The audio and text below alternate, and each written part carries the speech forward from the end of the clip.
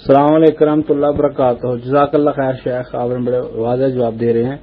اچھا شیخ، ایک سوال یہ ہے کہ بہت سارے ساتھیوں کا یہ سوال ہے کہ کیا کوئی خاتون عالم دین جو ہے وہ جس طرح ہم آپ سے مائک پہ سوال پوچھ رہے ہیں مختلف، یا وہ اس طرح جو ہے وہ مرد اور خواتین کو جو ہے عام زندگی میں بھی اکٹھے بیٹھ کے کیا وہ اس سے درس سن سکتے ہیں یا اس سے سوال جواب کر سکتے ہیں جس طرح کہ ابھی ہم آپ سے کر رہے ہیں، یا کوئی خاتون عالمہ جو ہے وہ اس طرح درس دے اور اس سے کوئی مرد اسی طرح مائک پہ آ کے اس طرح سوال جواب کر سکتے ہیں؟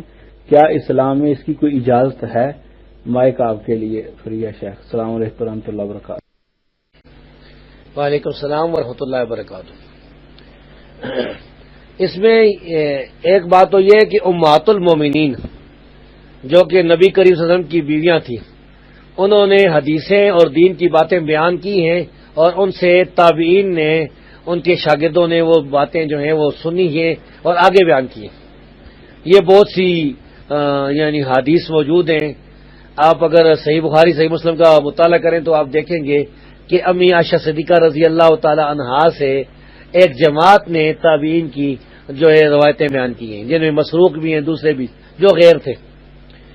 تو اسی طرح بعد میں یعنی تابعین کے دور میں بھی ایسی خواتین جنہوں نے حدیثیں بیان کی ہیں اور ان سے مردوں نے بھی سنی ہیں اور عورتوں نے بھی سنی ہیں. اور اسی طرح بعد میں بھی، بلکہ حافظ ابن حجر کے دور میں بھی کریمہ نام کی ایک عورت تھی جو کہ صحیح بخاری پڑھاتی تھی، اور کریمہ کا جو نسخہ ہے صحیح بخاری کا بڑا مستند نسخہ ہے اس وقت دنیا میں.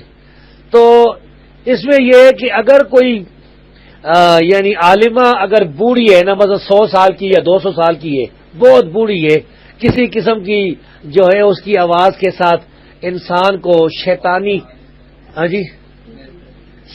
جو ہے خیالات اس ذہن میں نہیں آتے، شہوت والی باتیں نہیں آتی، تو پھر تو مردوں کے لیے بھی اس کی بات سننا جائز ہے. بہتر اور افضل یہی بات ہے کہ اگر ایسی کوئی خواتین درس دیتی ہیں تو عورتوں کو دیں، عورتیں جو ہیں وہ ان کا درس سنیں. بعد میں اس کی جب وہ سیڑھیاں بن جائیں نا تو بعد میں مرد بھی سن سکتے ہیں. جس طرح کہ ڈاکٹر فرحت ہاشمی صاحبہ ڈاکٹر فرحت ہاشمی صاحبہ جو اسلام آباد میں ہوتی ہیں، وہ بڑے بہترین درس دیتی ہیں اور ان کے ایسی عظیم الشان جو ہیں وہ کتاب و سنت کی دعوت کے دروس ہے کہ اسے اگر یعنی کوئی مرد بھی سن لے تو اس پر بڑا اثر ہوتا ہے، اس کے دل میں کتاب و سنت کی محبت پیدا ہوتی ہے. تو اس طرح میں سمجھتا ہوں کہ یہ جائز ہے. یہ جو ہمارے یعنی صحابہ کرام سے، صحابیات سے لے کر امہات المومنین سے لے کر یہ جو بات آ رہی ہے. اور پھر دوسرا یہ کہ قرآن کریم میں بھی اشارہ موجود ہے کہ فلا تخضعن بالقول. اللہ تبارک و تعالیٰ نے نبی کی بیوی کو فرمایا کہ تم جو ہے نا وہ میٹھی میٹھی بات نہ کرو. اگر کوئی آدمی آئے نا کوئی چیز مانگے تو اس کے ساتھ میٹھی میٹھی بات نہیں کرنی، بس جواب دے دینا ہے. تو جب عورت گھر سے جواب دے سکتی ہے، مثلا آپ نے گھر کا دروازہ کھٹکھٹایا، کوئی عورت موجود ہے، اس کے شوہر نہیں ہے، تو اس نے کہہ دیا کہ جی شوہر میرے موجود نہیں ہے، آپ کل آئیں. تو یہ جب یہ بات اس نے یعنی نرم لہجے میں نہیں، نہ تو بہت سخت لہجے میں کہ اس کو مارنا چاہتی ہے، اور نہ نرم لہجے میں کہ اس کے دل میں کوئی اور شبہ پیدا ہو جائے، تو عام لہجے میں اس کو جواب دے کے پھر بات ختم کر دی جائے تو یہ جائز ہے. تو